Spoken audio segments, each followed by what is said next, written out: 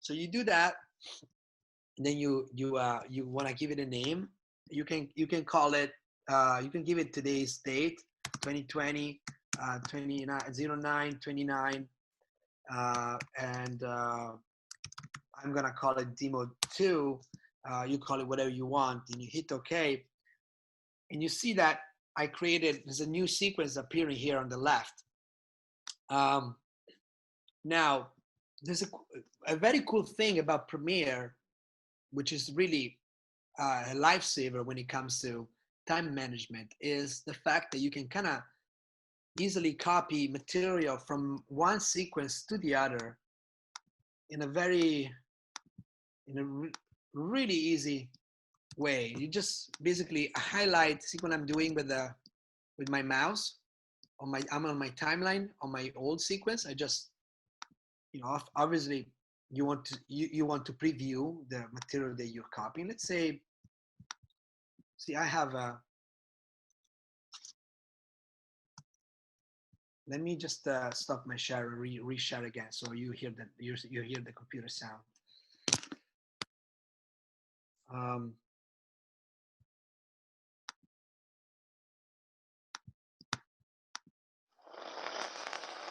Can you hear the sound?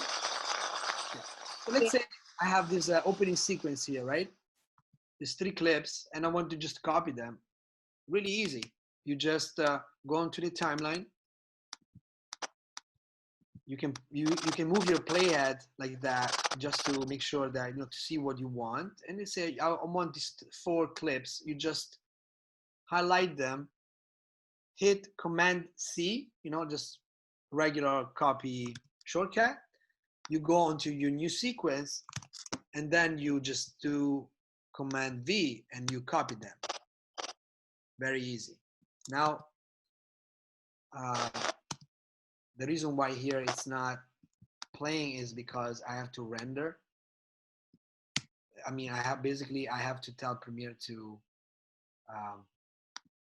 it's called render the sequence, but basically recreate the previews, and it's just elaborate the image. And you see that this bar right here goes from being red to being green, and that's, once this is done, then we can see the new sequence working.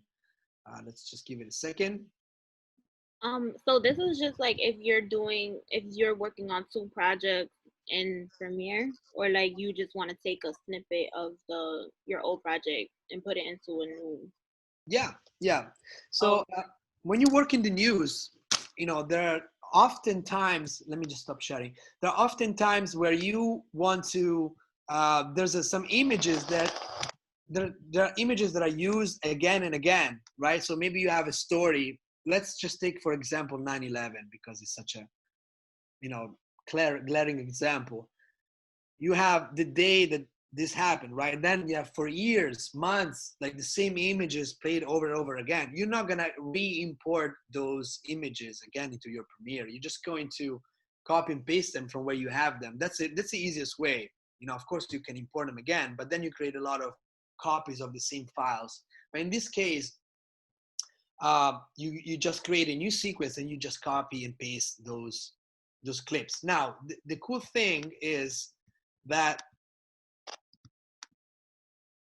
the cool thing is, now you see what happened here. Oh, let me just share the screen again. If you see now, I copied my clips onto the new sequence, but you see that this is kind of not really, didn't come out too well. See, it says clip pixel aspiration to match sequence. So what happened was, I created a new sequence that had a different ratio than my old sequence. So this sequence had different, the original sequence, this one, had different settings compared to the new one. So to solve this problem, there's yet another way to create a sequence that will not cause this problem. Okay, so you just X this out, you go to your old sequence, and you basically, this is my old sequence, right? You right click, you can look at the sequence settings here and then just like make note of how they are and then create a new sequence using these settings. Or even easier, honestly, you just duplicate the sequence, and now you see that I have a copy here. This is my duplicate, right? Duplicate. This becomes your new project, new sequence, right? Then you open up this new sequence, and you basically made a copy of the old one, and you select the clips that you don't want, and you keep the one that you want. See how I did it? So now I don't have the problem. It's already adjusted. I'm just made a copy. Now, let's say for this new project, you want to make this sequence, this little montage. It's like eight seconds. You want to make it a little longer. So you want to stretch your clips. And this should address your other concerns, Susan. So I don't know. Let me know if it doesn't help you. But this is how you stretch the sequence. You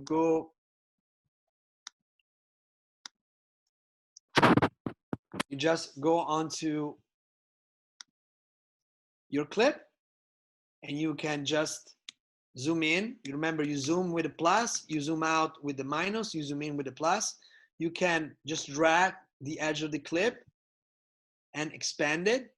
In this case, it doesn't let me do it. Can anybody guess why it doesn't let me do it? See what I'm doing here? It doesn't let me pull the edge of the clip to the right. Can you guess why it doesn't let me do it? Is it because you only copied that little snippet, not the whole video? Not exactly. Actually, the clip, even if you just copy a little spliff, you should be able to extend it. But the reason why it doesn't let me extend it is because the clip really ends there. It's just as simple as that. So I shot, and this is the end of the clip. So there's nothing else I can pull. But if I see on the other side, I can, because the clip was longer. So I had it like this, but I extended it to his maximum length. So now I can't extend it anymore on the left, because again, that's the end of the clip. See what I mean? So this so by stretching that, you're actually changing your eye point from your original clip. Your eye point, that's correct.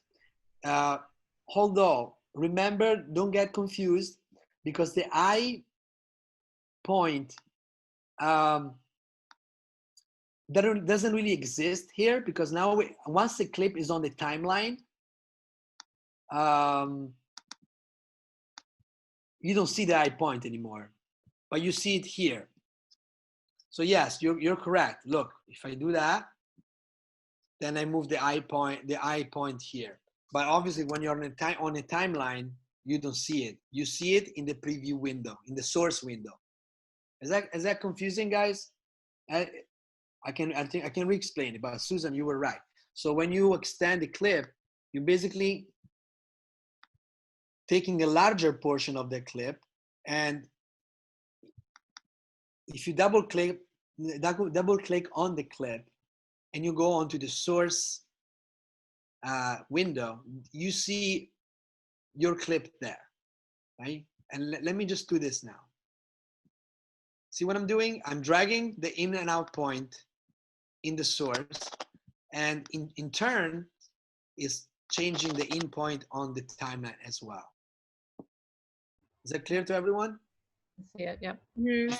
If I wanted to, I could also change the in and out point completely, just doing this, in and out, and see now my in and out is that stuff, that little thing. I reduce the clip to just 2-3 frames. Then you can Control Z or Command Z to just nullify your action to redo. So that's how you treat the clips. Any other questions on the clips, on how to change the clips? So on this one, like it says new frames need analyzing. What does that mean? Okay, let me just reshare. Okay, so what happens is once you put, it's kind of technical. I try to explain to you in a way that it's not too confusing. But once you put a clip from the source, you know, from once you put it on the timeline, then Premiere needs to use its engine to create a preview. The preview is what is shown here, the preview of your project. Okay, so he has to kind of like work out, create a preview for you to see. This is your preview. This is your preview. Okay, this is your project preview. It's called program. This one, this thing right here. When you change this around, when you change the clips around, see, like you extend it, let's say like that, then it needs to regenerate the preview. And that's really what this red thing means. It means like, okay, you extended first you had this clip, it was like what, 3 seconds, now you make it 5 seconds. Well, I have to recreate the preview for that clip. So basically I just have to do this operation. It doesn't really matter though. It doesn't really matter. You don't have to worry about that. As long as the files are linked, this red bar will turn green no matter what when you export your project. So you don't have to really worry about it. You have to worry about it. What you have to worry about is if this clip is offline, and I want to address that since it came up as one of your problems. So you see now it's all green, right? It's all green. Everything is rendered. Let's say, okay, so here's a cool tool. You see I'm clicking on the clip on the timeline, right? If I control click on the clip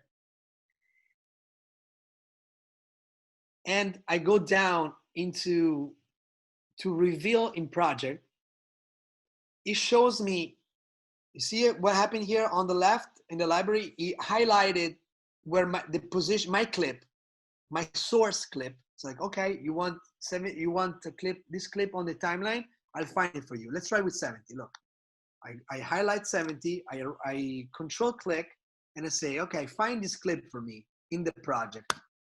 And Premiere finds it. Oh, it's here. It's number 70. It's inside this folder, so on and so forth. Right? So if you don't find it, if you eliminate something, you know what it is. Okay, it's 70. Okay. Another cool thing is this one. You can control click on a clip and do reveal in Finder. See what I did? I'm gonna do it again. If you go on your clip and you control click on your clip and you go all the way down, it says here, reveal in Finder. Do you see that? If you click that, Premiere is gonna take you to the actual folder where it's stored, the physical folder on your either computer or hard drive where your clip is. This is the original one, the one that never gets touched. Remember, Premiere it works with links and references, not on the actual file. So it's pretty cool because sometimes you might not find for some reason you might not find your clip, or Premiere might not find its clip, and you want to know what it is. So now let me show you something. This is just to show you what happens when a clip is offline. So I'm in Finder. I'm in Finder right now. See, I have my clip 72. It's in day 2 morning. See, it's in the day 2 morning folder. Let's say I move it onto interview. See what happened now? I don't have the clip anymore. See that? That is not solid. It has this pattern color. Let me save the project and exit the project.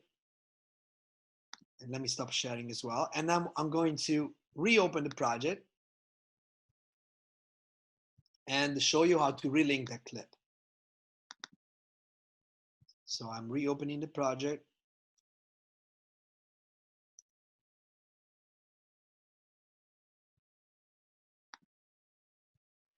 To prevent this, but while it loads up, I tell you, to prevent this problem of missing clips, the number one thing is organize your clips in a way that it's kind of final from the beginning. That all your clips are always there, and if you have to move your clips from a folder to another, do it consciously. Do it in a way that you can expect that when you open Premiere, the clip is offline and you need to relink it. So now I move the clip from a folder to another, so I know that it will be offline when I reopen the project, right? So let me go ahead and share the screen again. And if I zoom into my timeline, you see I have my video, and then poof, I have a black hole, and that's my clip. So I need to find it. How do I do that? Well, you click on your clip, you right click on it, you go on to make offline. You have an option. Media files remain on disk, which is the one that you want. Don't ever select media files are deleted, because if you do that, you basically give Premiere permission to delete your original files. So don't ever do that.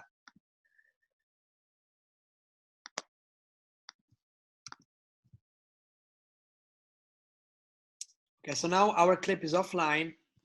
We want to link it again. So again, we right click on it. We go down onto link media. And now Premiere presents the problem to you. It's like, okay, I have this clip name 72 is missing. The last time we had it was here into G Drive, video, project, blah, blah, blah. We can find it. Okay, you have to find it manually. So you have to go on to locate. And you see here, it gives you the path to find the clip.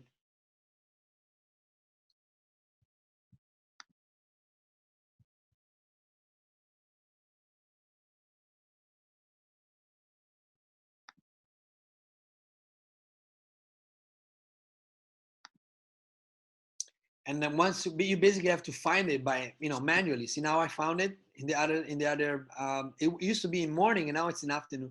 I moved it on to afternoon. So if you click on that, it will just display, it will basically filter all those files to find just the one that has the exact name that you're looking for. Then you hit OK.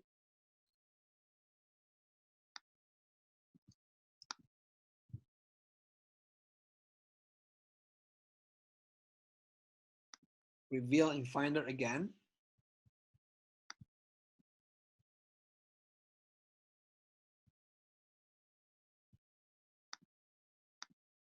And you see, like, I don't have the clip. It is not back. Why it's not back? Because this clip actually is not the one that I was looking for. This clip is another clip called 72, which was already in that folder afternoon where I moved the other one. So I need to unlink it again, make it offline, and go look for it again. So I again, control click, link media, locate, interview. That's the one that I wanted. Hit OK, and now the clip is back. Is that confusing a bit? Let me do it again. Shall I do it again quickly? No? Okay, just know that if you misplace a clip, you have to, number one, know what it is. So whenever you move something, make it a move that you know it's accounted for. It's like, okay, I moved that clip from that folder because I need to rename the folder, whatever. I put it there. Okay, now I'm going to relink it.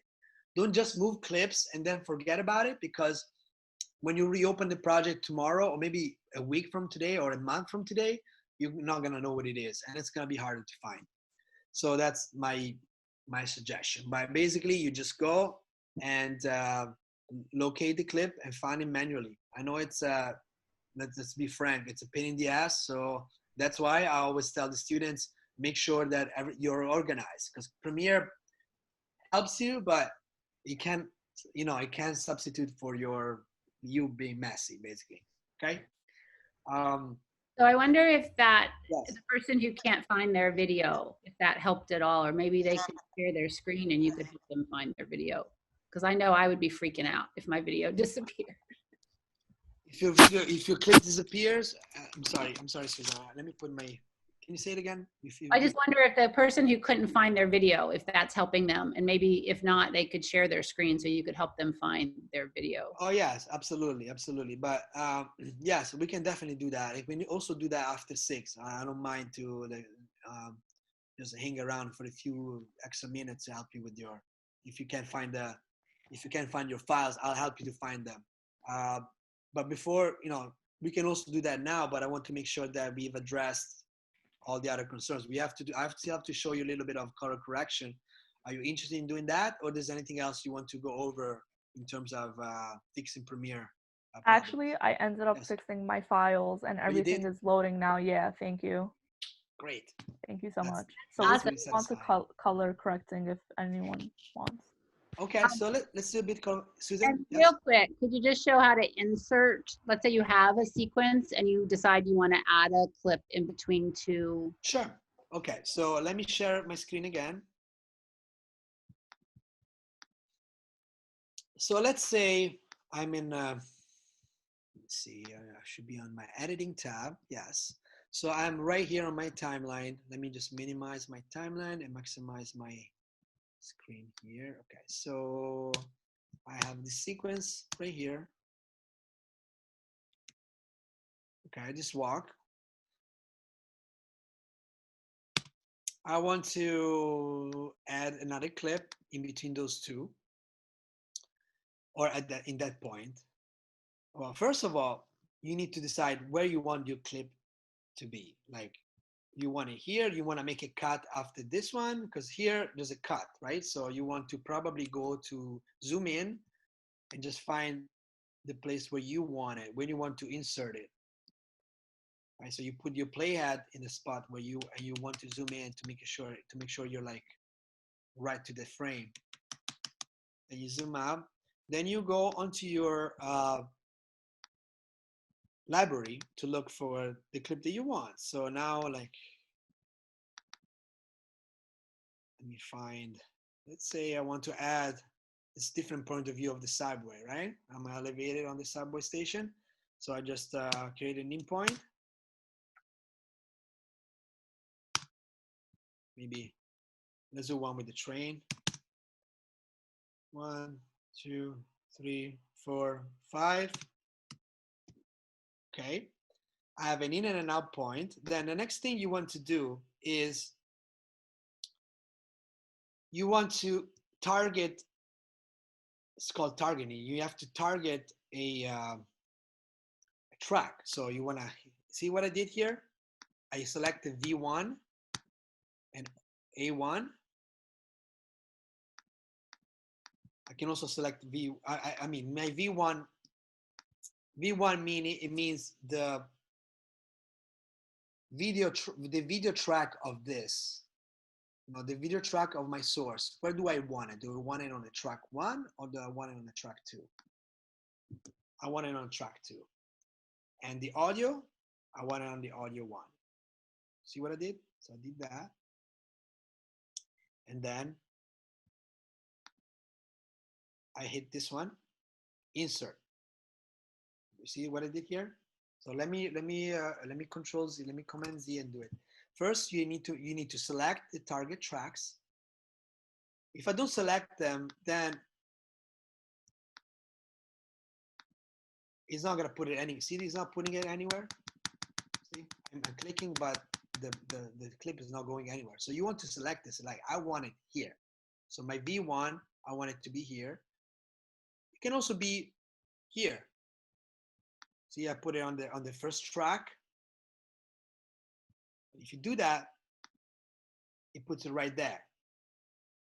So in my case, since it's the same kind of clip, it's like this project was really just like a bunch of B-roll together. But, so I want it on track 2. So I select it, and then I do this. If you see, this is called insert, and you can also just hit the comma shortcut to do this, to have the same effect. So if I'm just hitting the comma now. See, I placed it there. Or let's say you don't want this clip right here. So I actually want the source. I want this instead in lieu of this one. I want to overwrite this clip with that. Then again, you need to find the right spot on the timeline. In this case, you go like laser sharp onto your frame, zoom out, and instead of clicking this one, you click override, which is also the colon. I'm sorry, the period short key, and boom. See what it is? I just basically, yeah, overrode this clip with that. Now, if you notice, look, now I don't have the guy walking anymore. I have this, but you will see that I still have this fragment from that clip because that clip was longer. So in that case, you can just go there and eliminate it and do that. I mean, there's various ways you can do it, but That's perfect. Thank you. I think the best way is just to delete it like this. Remember, I showed you this the first time, but remember that the space, the gap, you pretty much treat it as a clip space-wise. So you can select it just like you select the clip. You select the space, then you delete it, and boom, it snaps right back. Remember to have the snap in timeline selected. And let me show you another tool real quick before we move on to color correction. This awesome tool right here is called it's called track selection. It's a multiple track selection. Basically, when you hit this one, you select and you click on the timeline. Everything that is left of the cursor is selected, including stuff that it's down here in your audio track that you're not currently seeing here. See, everything is selected, and you can just move it like that. So, because one of the biggest problems in Premiere is that, it was like, oh yeah, I want to move these clips right here, right? I want to move them, but then what happened is that the audio tracks are still there, so they're not selected, and that creates a huge mess. Because a few moves down the way, you don't know where they are, and it's like that's really panic. It's a real panic. So to avoid that, there's a special tool for that. I'm sure it was invented after excruciating pain from video editors, but now you can just select your tracks with this tool, and if you click and hold, you can also select the backward tool, which is the same, but just everything left of the cursor is selected now. Okay, so let's move on to this. This is an interesting tool. Let's move on to color correction. So let's say I want to color correct this clip right here. It's a little bit maybe bright, right? It's a little bright, and I want to add a little bit of contrast. Okay, so we go on to our color tab right here. Color tab, you see I have a panel that opens up right here, and there's a lot of things that I can touch. Some of them are pretty advanced. I'm gonna not show you all of these. I'm just gonna show you the main ones, and I want to show you two things. One is the curves. So let me select this clip. These are the curves. Just like, I don't know if you have any experience in Photoshop. Does anybody have any experience in Photoshop here? Yes. Do you know what the curves are, Catherine? A little bit. I just know that it helps with like saturating or desaturating the how do I say, like the exposure, like it can help with exposure. Yeah, that's right. Yeah. It can help with exposure. It can help with just basically you can add intensity to each color. So you have this is for the total, you know, all the channels mixed together, but you can also act upon each color. You know, it's a RGB, it's a screen, right? So it's, you know that it's RGB, so it's the reds, the greens, and the blues, right? So if I think this is not really too red of a picture, but you can just see I'm decreasing the reds. Obviously, you don't want to have this effect, right? But let's say you just stay with the mixed channel. You want to eliminate a little bit of that haze that you have. You can just click on your on the line, on this line, and you see it creates a dot, a spot, and it's actually a little square, and then you drag it.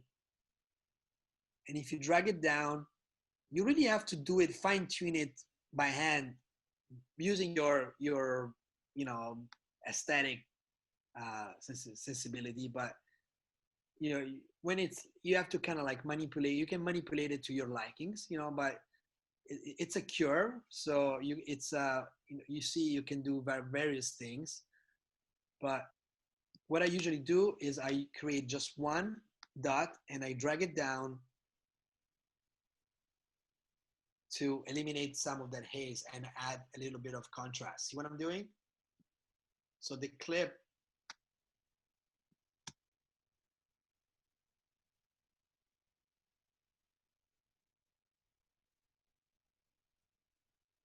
now it's a little slow because see, it's red here. It has to regenerate the preview, but you can see that it's more contrasted than it was before. Let me just revert it to how it was before. Let me show you the other thing about the color correction. I want to show you is the color wheels, and it's this one, right? It's called three-way correction, and you have it in Photoshop as well. You have it in Lightroom as well. So this is really to change the pretty much the exposure of your photo, or in this case your video. So you just select your clip, you have these three circles, three wheels, and you can act upon the shadows, the midtones, and the highlights. And it's pretty self-explanatory. But if you just usually if you decrease the midtones, you see that I am increasing the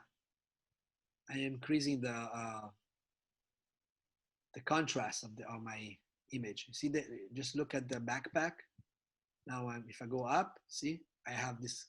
Hey, this is just up to the max.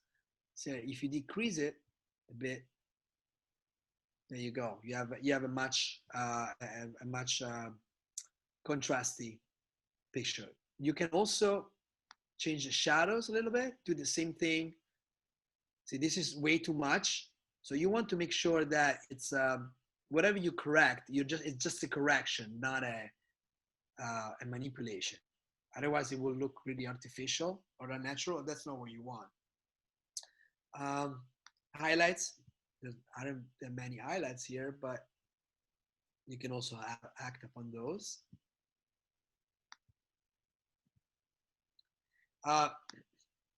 There's also vignette, but see, like you can add a vignette, but that's not really it's not a tool that you usually use in. You might use it in a documentary, you know, for certain things. It's a device that's used to, you know, just increase your attention into the middle of the frame, but we don't really use it. There's also this creative section, basically it's like it's the equivalent of filters in your photo picture editing software. Even on your phone you can add certain filters and you see you have this effect, but that's, again, it's not something that we really use that much. If you're working on a documentary it could help, but that's pretty much it. So it's called Lumetri Color. And obviously there are many other things you can do. You can start a clip in black and white and then turn it into color as you go, as you progress, if you ever need that device for your storytelling. But again, that's not really something that you do for like a video story for I don't know, CBS or New York One or wherever you work in. Not in broadcast. So in broadcast, the only thing that they do to the colors is really like controlling the vibrance, the saturation, and the exposure. Here you have the vibrance. You can also see, like, if I like with pictures, if you can decrease the saturation a bit. See now, if I decrease it to the max, and now I have a black and white image. You're probably never gonna do that. But if you have a video that it was shot at night, where the quality of the image is usually grainy, because of the camera's capabilities are limited with when you don't have light, then you can decrease your saturation a little bit here. And let me see if I have a night clip. I don't think I do. Show you better. Yeah. Let's see. See here, you can decrease the saturation a bit on this one, just so you have less noisy. See, this yellow is a bit noisy because it was shot at night, and it's not a $25,000 camera. But even if you still want to use post-production to refine your image a bit. So you just eliminate some saturation, just a little bit, and you can play with the vibrance. Maybe you can add a little vibrance, but still decrease the saturation, so it's not as noisy, but it's still kind of a vivid image. Vibrance can be used also when you have light. We do have light. See, like here, for instance, if you add some vibrance, you will see that the colors pop up a little bit more. See, like, and I'm decreasing it. Just go here. I'm decreasing it, and if I'm increasing it, see like how the red banner pops up. It's not the same as saturation. Saturation is this. Look, this is over saturated. You can see this too much. It looks like a 1990s VHS, like tape, because they were always overly saturated, those tapes. So you don't want to have that kind of image. So you can actually desaturate it a little bit and just play with the vibrance like that. I rarely use the sharpening tool. I rarely use it, but you're welcome to play with it if it works in your favor. Because remember, each clip that you color correct needs to match the other clips as well. So if you color correct one clip, then you need to copy and paste those adjustments, and I'll show you how to do it, because that's really, really important. So let's say you like the work that you've done here, then you can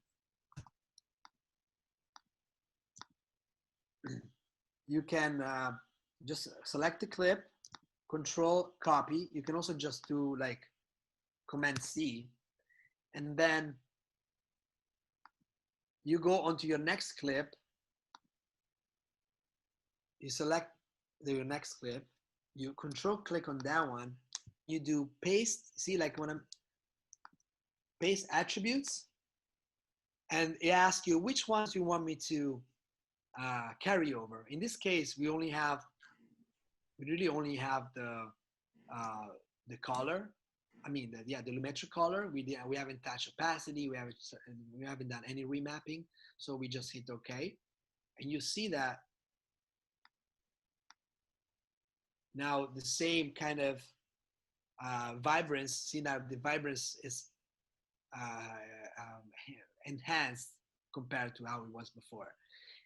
Obviously, you can only copy and paste when you have an image that looks kind of like the same from the same sequence, because if I were to paste the same settings, the same color settings to like, let's say, a completely different clip with different lighting, like this one, I mean, you can try, you can do it, doesn't hurt, but it might not work as well or as good as it worked, you know, in a sequence where you were filming daylight. So maybe you can copy it and then you can adjust it. So you can help your workflow that way. You copy the attributes and then the attributes are carried over. You see that already my saturation is 92. I sharpened it. Then you can just kind of like play with this. So you don't have to start from zero. Does it help? Yeah. Okay, so well, I mean, it's past 6, but I mean, I really want to answer any other questions you might have. This is the time. I'm not sure we're gonna see each other again. I think this is the last class. I'm joining Barbara. So yeah, I want to be helpful for anything. Emma? I don't want to hold anybody up, but I just wanted you to see my video. Sure. Yes, yeah. I mean, Let's I do don't have that. to go to the class, like, you know, you guys don't have to stay. I just want to make sure that I'm doing it right, like the angles and stuff, and like. Okay, so I don't know. let me ask if anybody has any Premiere questions that need to be addressed before we move on to the videos. I just have one question. Like, Yes. you know how in Photoshop, you have to be wary of um, like creating layers and paying attention to layers. Do we have to do that in Premiere? Like, I didn't really see any like layer options in Premiere. Okay, so let me answer the question by sharing the screen. So basically, Premiere is your timeline is basically, each track is basically like a layer. So you see here that I have this video track 2 with a bunch of clips there, right? If I add a clip into on video 1, see now I have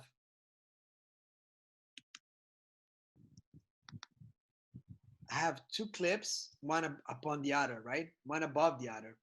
And Premiere shows me the one that's above.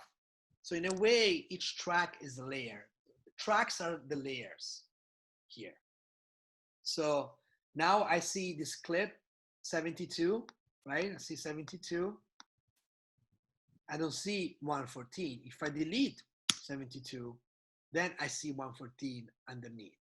So in a way, these are the layers. Obviously, just like in Photoshop, you can just mute or rather hide the track. So now all you can see is the track immediately below. In this case, it's A1. I mean, I'm sorry. In this case, no, you won't see any track. Yeah, you will see V1. I was in V2. I muted V2. The same thing you can do with your audio. You can mute the audio by clicking the M. And if you mute this, you will hear you won't hear this audio track. The difference there's an important difference to make between the video tracks and the other tracks. Let me see if you guys can guess it. What's the difference in terms of layering? Okay, it's too late for guessing games, so I'm gonna tell you. So in video, you have a playhead that goes from left to right, and Premiere really shows you the layer above, the track above, right? But the audio tracks are actually played at the same time. It's a different, see, like I have this audio track with these sounds. Let me just maximize the timeline real quick. You see, I have audio 5 and audio 6, and I have different audio elements here. When the playhead goes from left to right, it plays all the audio tracks at the same time. The video, it only shows me the one above. Does it make sense? Yeah. What kind of multiple audio tracks would you have? You've got. Well, in this case, my camera recorded in 2 tracks. It recorded in 2 tracks. So I have a double track. See, these are identical, these two. So I have a double track starting here. This is really just the same kind of sounds in 2 tracks. Sometimes you only have 1 track. 1 track is mono, 2 tracks is stereo. This case is stereo, so I have twice. But usually in a video project, you have audio and video 1 as your interview. Then you have video 2 and audio 2 with B-roll. Then somewhere, if you're using a music track, then you have a music track down there. Audio could be audio 3, could be audio 6, depends on how complex your audio mix is, how much, like if you're doing a podcast, you want to have plenty of nice, interesting sounds, because that's all you have. You don't have images. So you have a very complicated audio section of, Premiere. Usually you don't edit a podcast in Premiere anyways, but you can if you want, but you use audio software, but it just works the same. If you're doing a movie, you have a lot of audio tracks, of course. Are we good? What about exporting? Yes, let's do that. You're right. See, too many things to do in 40 minutes. Okay, exporting is very easy. So let's say my project is done. I want to export my project. First of all, you want to obviously play your project from beginning to end to make sure there are no surprises, nothing is out of place, everything, the sounds is good. I don't want to get into that. Now you go to the end, see, like I put my credit, fade, okay, done. So you want to make sure that you click in the timeline area. See, and once you click on it, you have this blue rectangle that comes around it. Then you go on to File, go down to Export Media. Again, go to File, Export Media. If you don't have the timeline selected, it's not going to let you do it. Well, in this case, it does because I rendered it. But let's say in many cases, at least with the previous versions of Premiere, it wouldn't allow you to do media unless you really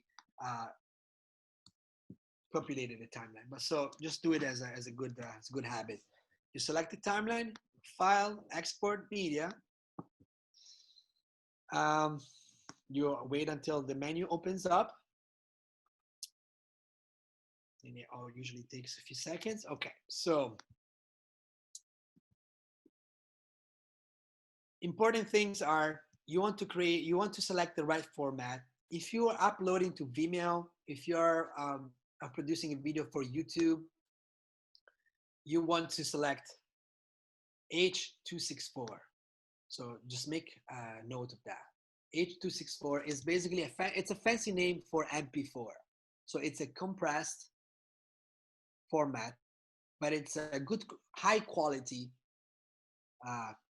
video compressed format. So you select H.264. See, you can also do Blu-ray, which will basically come up on a higher resolution, but just do 264. Make sure that you have selected export video and export audio. Otherwise, you want to have, you will be missing either one. A very important thing, you see this blue file name here. You want to click on that where it says output name. You click on that.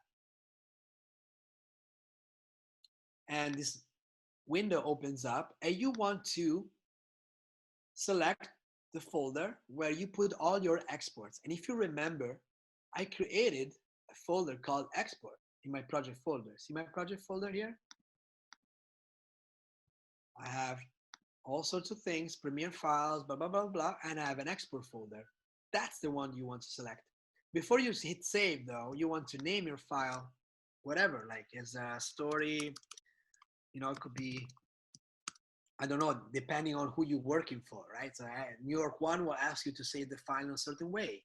And CBS will ask you a different thing. You know, maybe they ask you the same old thing with the date, and then a slug, which is a name for, like say, stabbing is a stabbing story. Maybe we call it stabbing. You put your last name underscore the name of the slug for the project. Then you hit save. You hit save. See that it changed your file name over here. Then you hit use maximum render quality. You make sure you click on that. If you have to export a file in 5 minutes and your project is long, just deselect this one. It will help speed up a little bit. But if you have time, use maximum render quality, and you're pretty much done. You hit export. Oh, I'm sorry. One thing you make sure that here source range says entire sequence. Entire sequence. You export, and you're just exporting your file. Now this is a 3-minute project.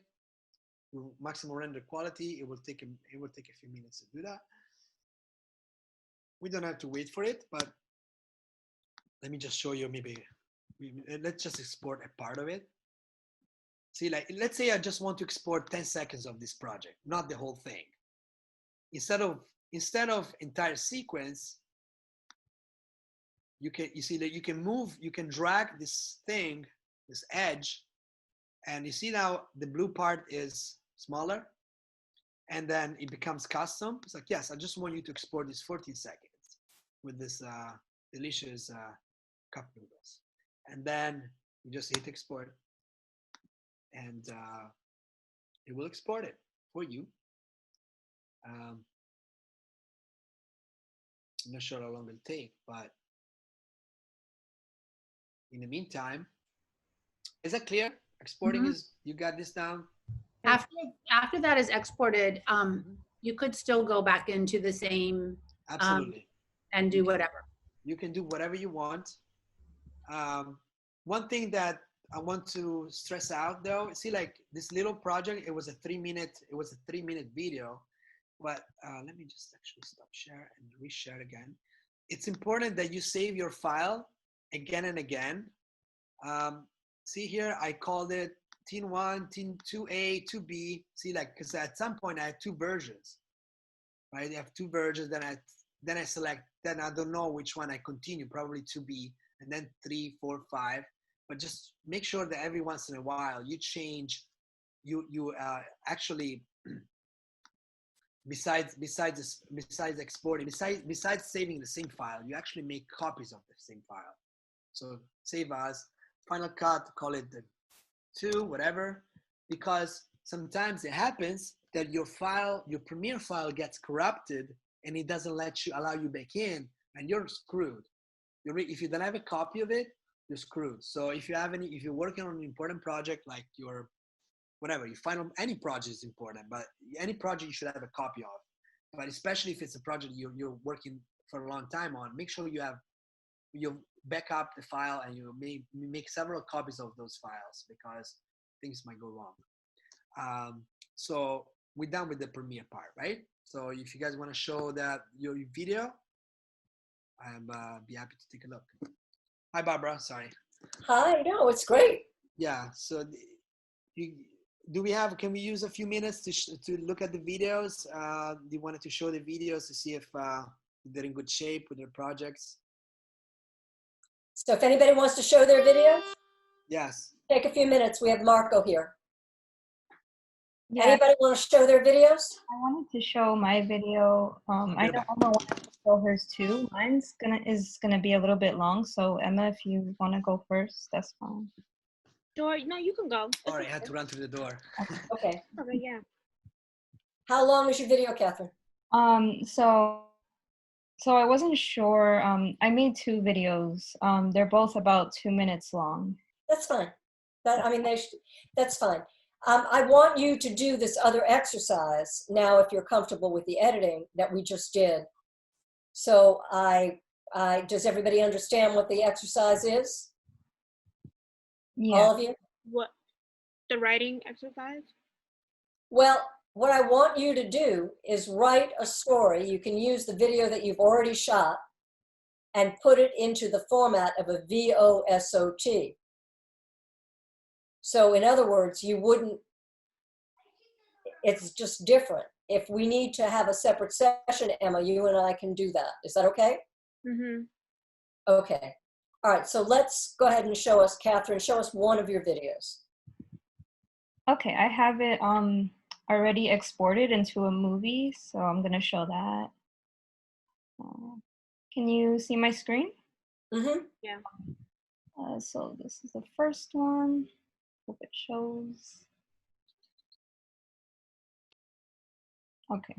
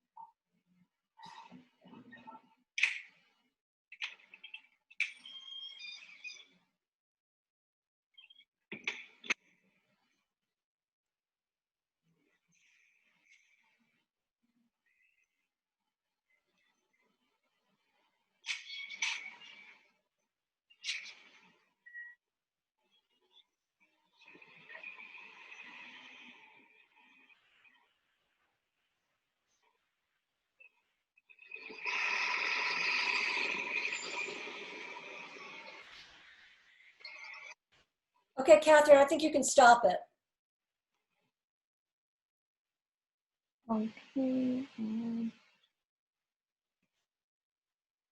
So you had some nice things in there, Catherine. You certainly can put the video together, so that's something, and you certainly can follow one thought logically. Now you need to do a news story. You need to tell us something other than somebody getting up in the morning and going out. Marco, what do you have to say? I think that you've done a great job. I can see that you're careful in maintaining the unity of action. That everything has a beginning, a middle, and an end, like as I mentioned last time. So that's good. I see you have that in you. The only thing that was a little bit startling was the passing from an area where it was maybe poorly lit to an area where it was bright. That kind of created not a jump cut, but sort of a little bit. It was a little bit jarring, but other than that, it kind of flows. And I mean, I agree with Barbara. At this point, I see that the cinematography, you got it down. I see that you went close to the details, the opening the door, the face, the different point of views. I mean, you clearly know what you're doing. So now it's time to go and find a story and try to replicate that workflow in a news in a newsy situation. That's challenging because I promise you won't be so, you won't have all that time, and and you won't have the luxury of just doing it 3 takes, or that kind of Right. thing. Yeah, yeah, and again, you want to make better choices, Catherine. You told a story in a logical way, which is a tremendous accomplishment, and that is, I can't say enough about that. And your opening shot was beautiful. Mhm. I mean, it was beautiful, and some of the shot outside of the poster was really clever. And there are a lot of things that are good in this, but the shots. So those choices are good. But your dark shots, you should have just let them go. Let them go. I just think, they're atmospheric sort of, but not really. We don't know what's going on and what's the point. And then you have that, I don't want to repeat what Marco said because we're short on time, but just the going to from the one place to another that without a transition is tough. But you're there. So now what we really need you to do is think story. Think story. But I applaud you, honestly. Okay, thank you so Good much. job. Yeah, in the rest of the video, he like dials on his phone to call the number that was on the thing, but I don't know if Yeah, I mean, it's just like it's not a story. I Okay. mean, so what I want you to do now is, and I can send you an email separately and we can have a separate Zoom talk, but I want you to do a very short story about something that can become a VOSOT, like we talked about in class, like I showed you the ABC VOSOTs. That's what I want you to do. Okay. Okay? Okay. But very good job, and we'll be in touch. Be in touch with me, okay? Thank Okay, you. thank you, Catherine. Okay, Emma, you're next. Yeah, also mine isn't a story. It's just like for the exercise purposes. That's fine. Okay.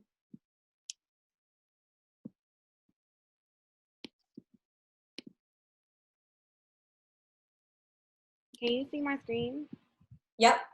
Okay. You guys can see it, right? Okay. Okay, sure.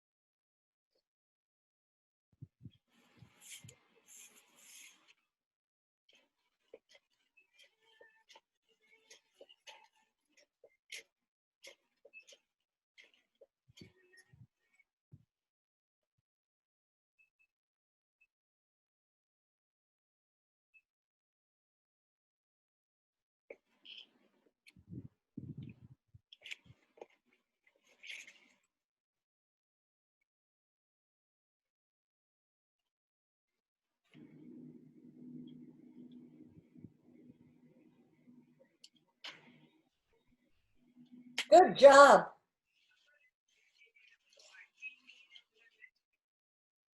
Okay, that's enough. That's fine.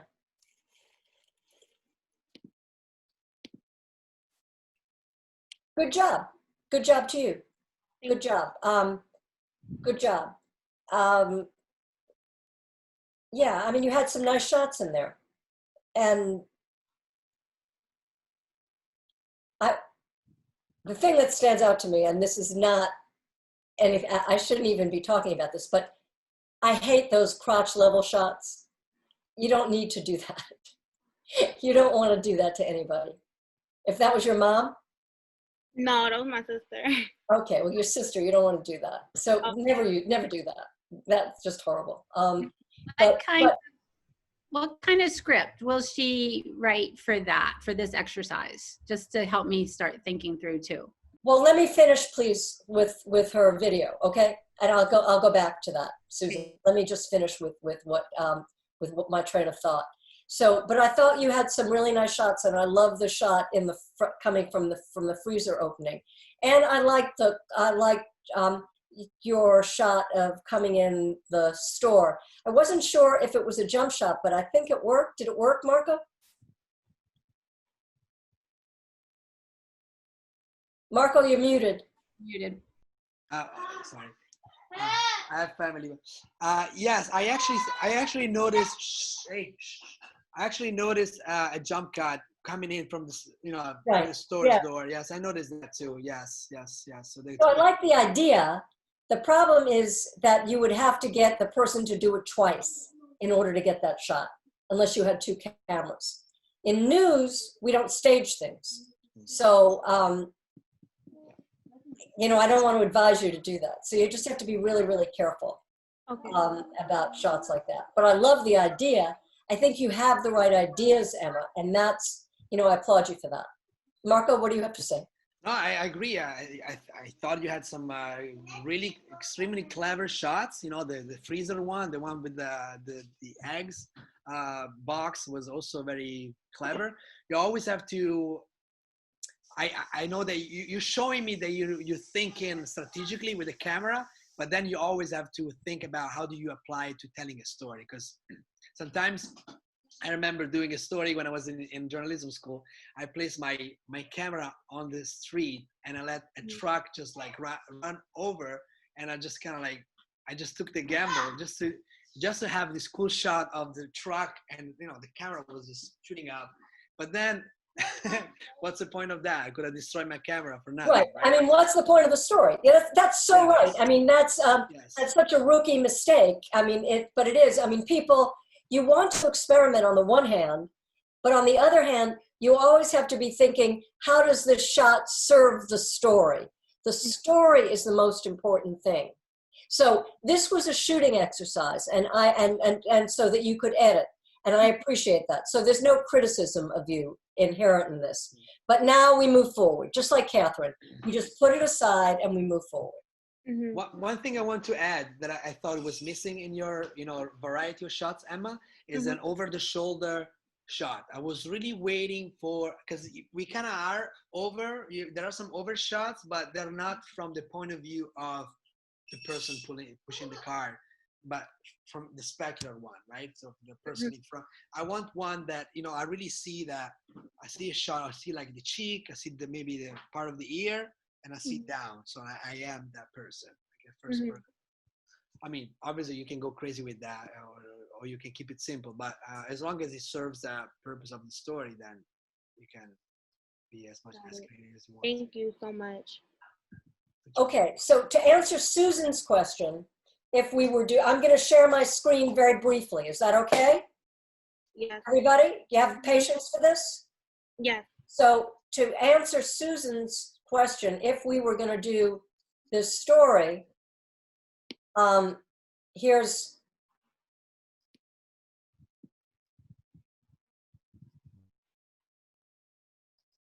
okay, got it? You with me? So if we would, grocery shopping during the pandemic feels like a challenge for many New Yorkers. Some get up early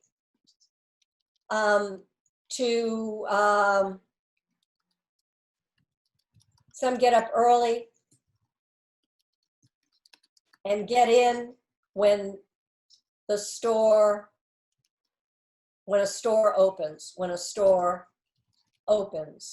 What's your sister's name? Nolani. Milani? Yeah. Yeah. Noelani. Okay, I'm just gonna go for it. It's don't worry about it. But so I'm not gonna do it right. So you will forgive me, correct? Just put NOA. That's fine. Okay. Her nickname, yeah. Okay. So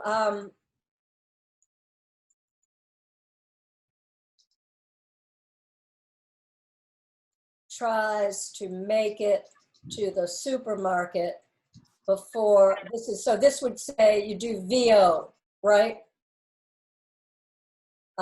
Before anyone else. She knows what she wants and heads straight for the produce. I don't remember. She loves oranges, and they tumble into her basket first. Next, it's eggs. Next, it's eggs, eggs, and a check of the carton. Carton, is that correct? To make sure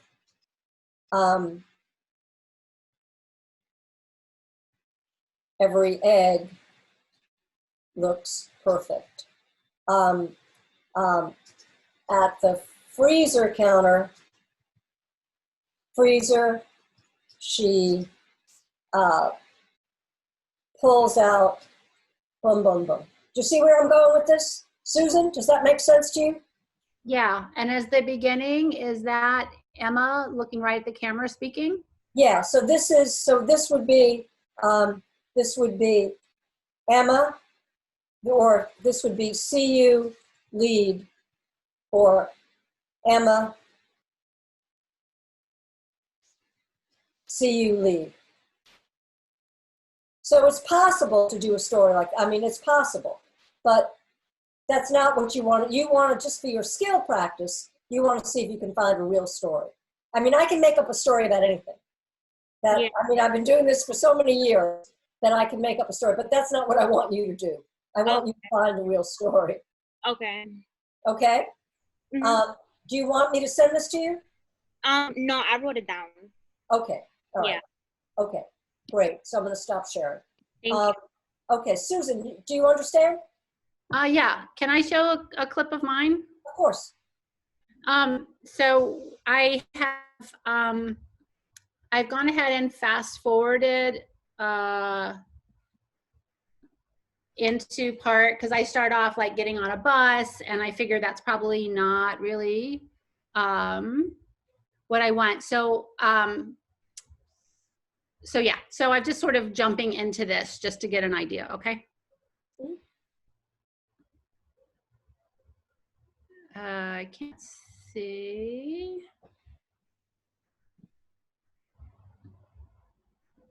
What I'm doing here. All right, it's not playing.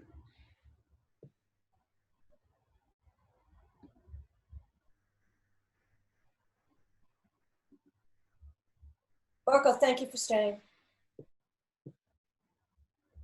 No problem. Are you hitting the space bar, Susan? Here, I did. Yeah, I am now. Is it playing? So this isn't like. Yes.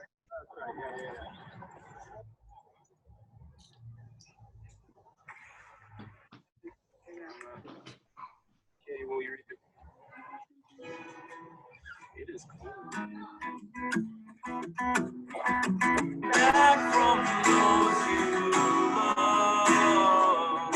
This is a king who is very well acquainted with comfort, having trouble sleeping lately. And so reading this and been praying about it and thinking about it, he lived out of that, and it points to a future Christ, even in this lying down sleeping. But yeah, just want to make sure that we're super healthy before we feed him. And, yeah. There you go.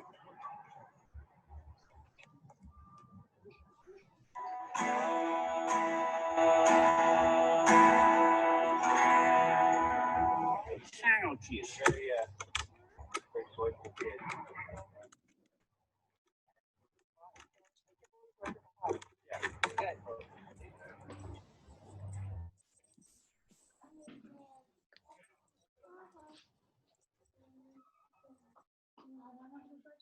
Okay, well, you had some nice shots, Susan. You had some nice wide shots, and that's a good thing. You really did. And you edited it. You did it. The thing is that it all didn't flow for me. Marco, what's your thought? Yeah, I was a little bit put off by the passing from the person with the guitar to the other person. I thought for a second. It was the same person, wasn't it? The guy with the mask, the bandana, wasn't he the guitar player? Yeah, but then the other one, the trainer. Well, for one thing, I had some problems following also because of it was kind of like stuttering. So yeah, it was yeah, exactly. It was coloring and it wasn't going as a unity. But the spot where I was a little bit, a little bit thrown off was going from that person to the other person.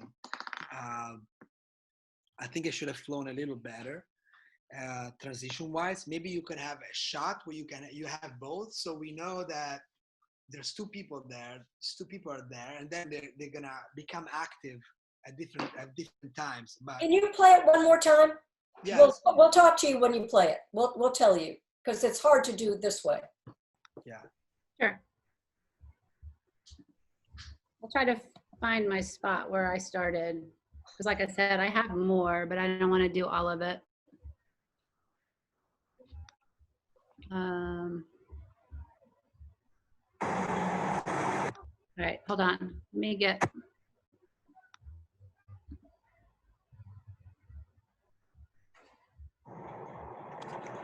So this isn't like It's not like syncing very well here with sound and video. Not sure why.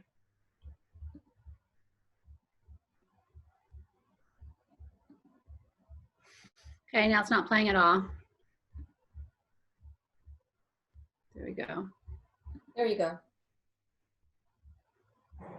Katie, will you read the? It is cold.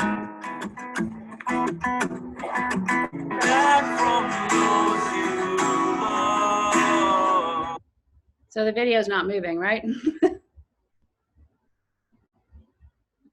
Marco, you're muted.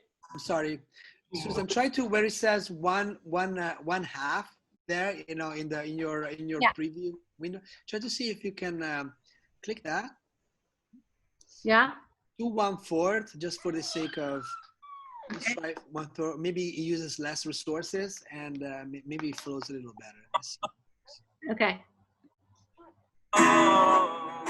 This is a king who is very well acquainted with comfort, having trouble sleeping lately. And so reading this and been praying about it and thinking about it, he lived out of that and it points to a future. Okay, so this is it. The whole sequence doesn't make any sense, Susan. So you have the guy with the guitar, then you have him with the mask on, then we don't know the story you're trying to tell us. People in the park are doing things. But it's not, it doesn't have, the ideas don't connect to each other. Yeah, I mean, I guess I wanted to show that he had like a little audience. And so the story that I would. The wide shot. You need to step back and get the wide shot. Yeah, I need to see if I have. You need a bunch of wide shots. Yeah, you need yeah. shots over the person's, over his shoulder with the guy who's playing the guitar. You need a close-up of the guy playing the guitar. You need a shot from over the guitar player's shoulder of the audience looking at him or somebody looking at him. That kind of thing. Okay, I will see what I have. Okay. All righty, but some of the shots look nice. It's nice big picture. It's good. Okay, anybody else? You can stop sharing. Anybody else? Viola? Question. Yes. For the video the new video that we shoot, do we also do like the interviews, right? Like how many interviews? Just one interview. It's a VOSOT.